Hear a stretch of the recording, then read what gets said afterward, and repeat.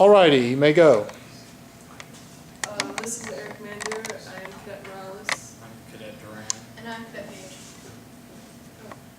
Okay, we have the Air Commander 500S, and it has it can carry 2 pilots, and it goes as fast as 250 miles per hour. And it's a twin piston engine, and if the landing gear was removed, it could allow 5 more passengers.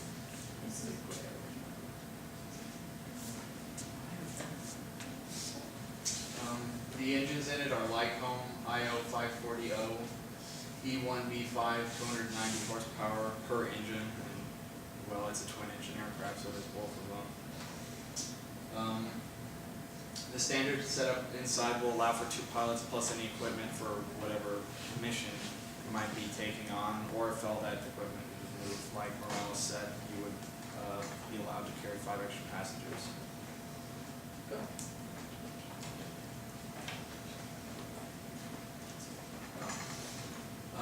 The name of the pilot was Francis C. Dubois. He was 39 years old. He had an airline transport pilot certificate. He spent a total of 4,578 hours in flight with helicopters and planes combined, but only 280 with the Aero Commander. And he had a 0.05 blood alcohol level when he took off that day.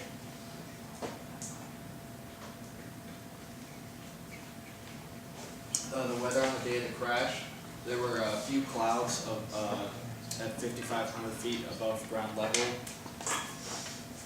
The visibility was 40 statute miles. The temperature was 79 degrees Fahrenheit, and the dew point was 39 degrees Fahrenheit. And the wind was bearing 180 at 04 knots, and the altimeter read 30.29 inches in mercury. Okay, so these are some pictures of our plane. And what happened was the pilot took off, and about 30 seconds after takeoff, he didn't hear any noise from both of the engines, and the nose started to go down. So he called in an emergency landing, and he ended up landing in University Graveyard for planes. Here's my beautiful sketch of what happened. Here's another picture of a plane. Okay. Possible causes of this crash. Well, obviously, being intoxicated while piloting a plane is going to lead to some problems, but it goes deeper than that. One of the main causes was the fuel. With this plane, there is many instances of the fuel failing, which causes the engines to fail. So we do believe that the fuel was a big part of what went wrong, and when it crashed down, there was a dent on one of the wings on one side, but the other one seemed fine. So it is possible that one of the engines failed, which caused it to lean, and because the pilot was intoxicated, when he was trying to perform an emergency landing, he crashed into telephone poles, which made the accident larger.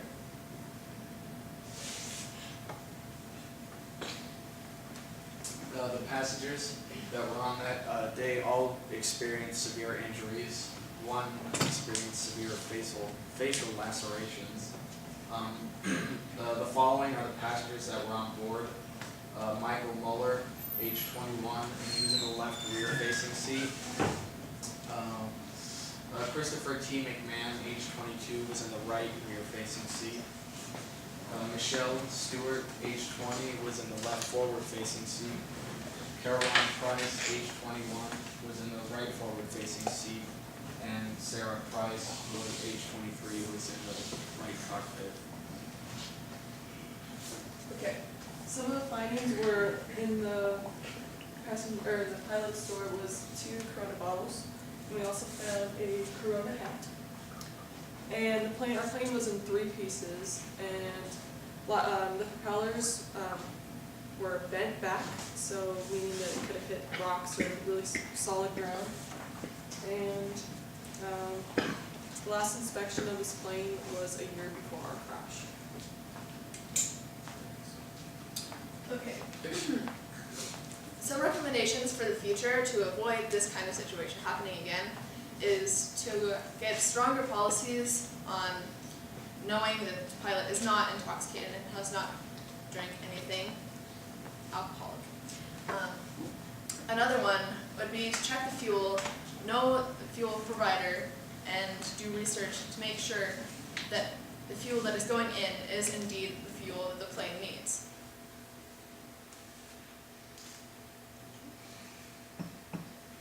Here we have some witness statements. This one is from Gregory Ledger. He was the air traffic controller who was talking to the plane that day when it took off. At approximately 20:37 coordinated universal time, he had cleared the plane for takeoff after they had requested to. And then at 20:38 UTC, the plane had radioed the tower saying that it had lost power to both engines and that he was going to attempt an emergency landing. From that point, the air traffic controller diverted his attention back to that plane, and he activated the emergency phone to let all parties that this may concern that there was a twin-engine aircraft that had crashed into the university. Here we have another witness statement from a first responder that day. Stephen Hughes was a firefighter. He was employed by the Prescott Fire Department at this time. He said that the initial response team had consisted of 4 personnel, an aircraft, a rescue and firefighting vehicle, and a regular structural firefighting vehicle. And he mentioned that they did not get there until 20 minutes after the crash was reported, 10 to 20 minutes. Because at first its location was unknown and it was a little difficult for it to reach. Okay, the next one was this witness statement. He heard the plane go over his house around 11:40 a.m. and he saw the plane but didn't hear noise from the engines. And then he saw the plane start to go down and he called 911 because it crashed right into the university.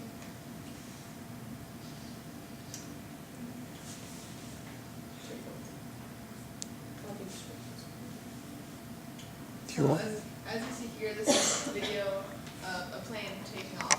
It is not the exact plane, but it shows the propellers and what it should have looked like while taking off. It also shows the interior of the plane.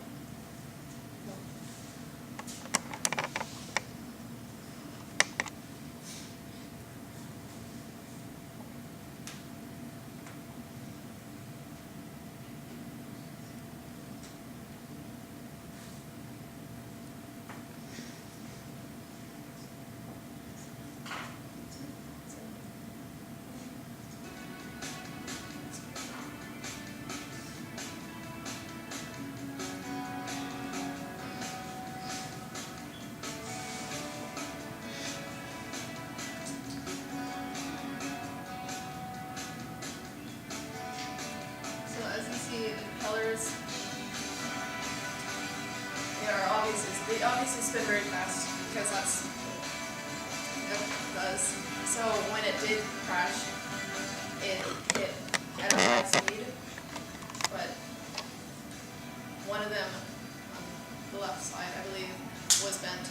So it does show that it did hit something and it was tilting when it crashed.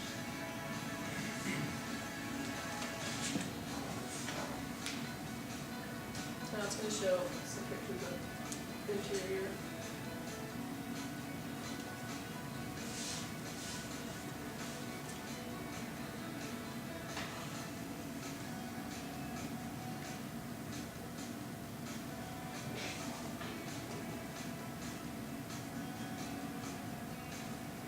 So this is what it looked like if it had the seats inside for the extra passengers.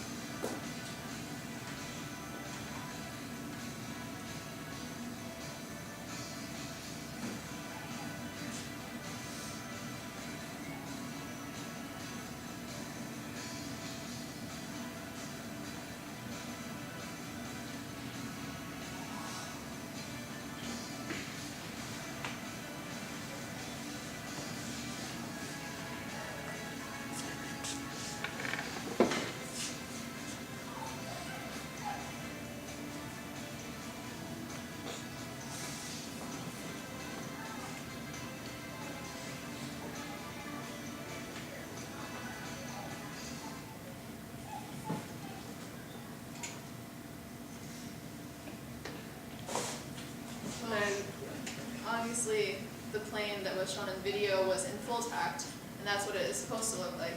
And these are some pictures of the cockpit. This is what our cockpit looked like. Yes. In conclusion, the pilot, Francis Dubois, was slightly intoxicated, and we believe that that was a large, if not the main contributor to this crash.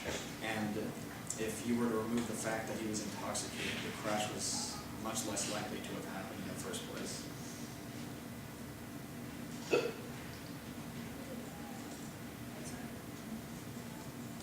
Is that it? Everybody give a round of applause. How much time is that, Ray? I'm sorry, how much? 11 minutes, 19 seconds. Okay, so, why was he drunk? We don't really know why exactly he was drunk. He obviously should have been, that goes without saying. What did the 72-hour look back reveal? We couldn't find anything that could have led to him drinking. He was at the airport when he was drinking. So it could have just been a casual thing when he was trying to enjoy a beer. What but did his family say about his drinking? We didn't have any of that stuff in our reports. Did you ask for it? We had the whole packet with us. You didn't ask for any more information, so you don't know what the family thought about his drinking. What did his coworkers think about his drinking? we don't know, sir. Okay, so you didn't ask the coworkers about the drinking either. Has he ever had any alcohol issues, like with DUIs or flying before? So you did investigate that. Sir. So you think this is the first time in his life he's ever flown drunk? Yes, sir. What did he say? When you interviewed him, what did he say about his drinking? He didn't talk about his drinking, he just said what happened. He didn't talk about his drinking? He made no mention of it in his statement. What did his lawyers say when asked about his alcohol? Where did he buy the vodka from? We didn't have any statements from his lawyer. Okay, so you didn't ask the family, you didn't have his friends, you don't know where he got the alcohol from, you didn't ask the... So then, why was there the wrong fuel in the plane?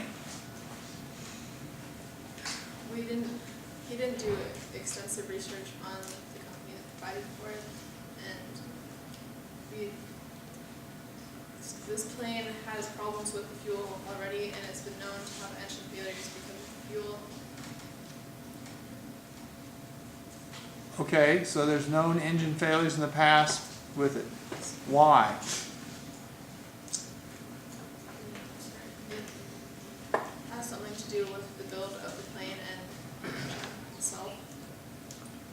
What did your engine experts say about this?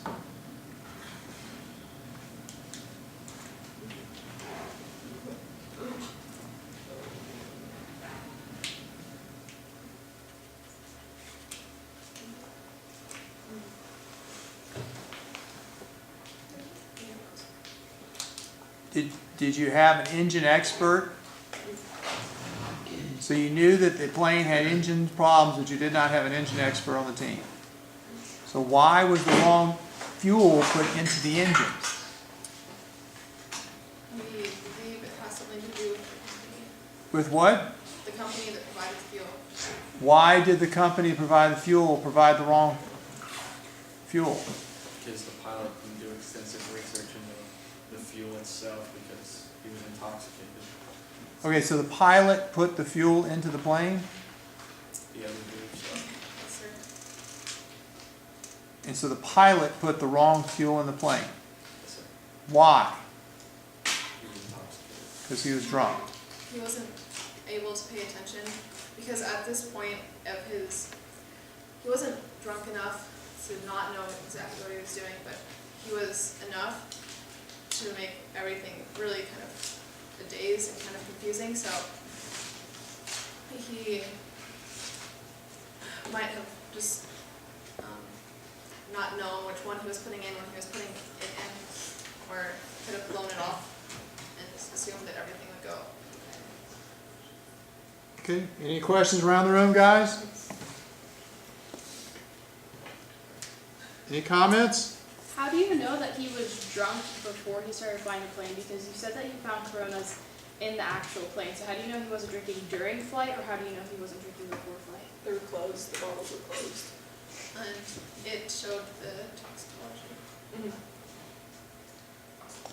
Was it like bad fuel, like